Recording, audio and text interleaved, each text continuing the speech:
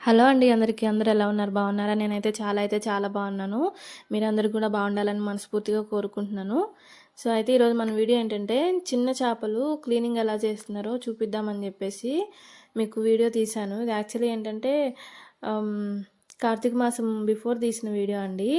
So, ఈ చిన్న చేపలు మనకి సిటీలో దొరకవు. అట్లనే ఇవి లైవ్‌లో గూడా ఉన్నాయి, కొన్ని బతుకున్న చేపలున్నాయి దీంట్లో. సో, అవి గూడా చాలా బాగా ఎగురుతూ అట్లా ఉన్నాయి. అందుకని జెప్పేసి నాకు బాగా అనిపిచ్చి మీకు గూడా చూపిద్దామని వీడియో తీశాను.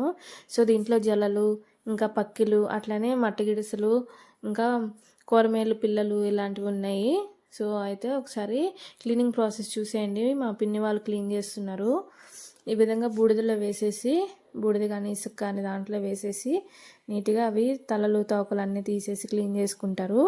ఇవి ఇవి మా ఇంకో పిన్ని చేస్తున్నవి అయితే పక్కిలు అంటారు వీటిని. టేస్ట్ మాత్రం చాలా అంటే చాలా బాగుంటాయండి. మనకి కొనుక్కుందామన్నా కూడా ఇక్కడ దొరకవు.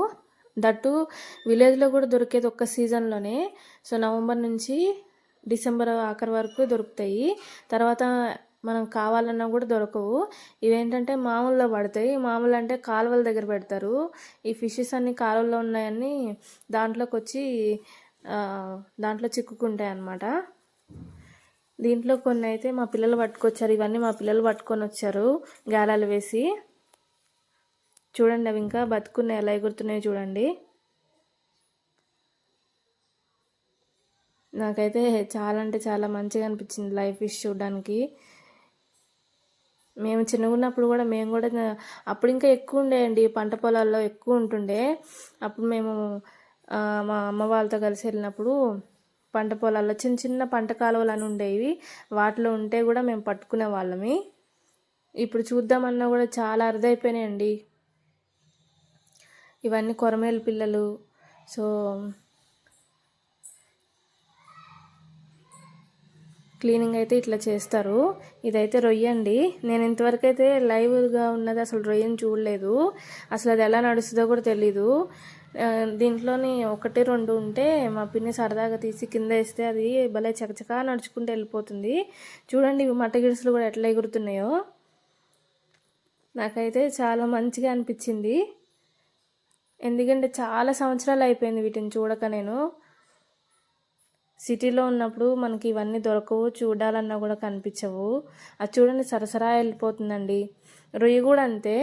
ఇంకొకటి తీసి ఇదిగో చూడండి ఇలా పెట్టాము, పెడితే చూడండి ఎట్లా వెళ్ళిపోతుందో. మేబీ నీళ్ళల్లో కూడా ఇంతకన్నా ఫాస్ట్గా వెళ్ళిపోతుందేమో తెలియదు, కానీ నేనైతే ఫస్ట్ టైం చూస్తున్నానండి బతుకున్న రొయ్య.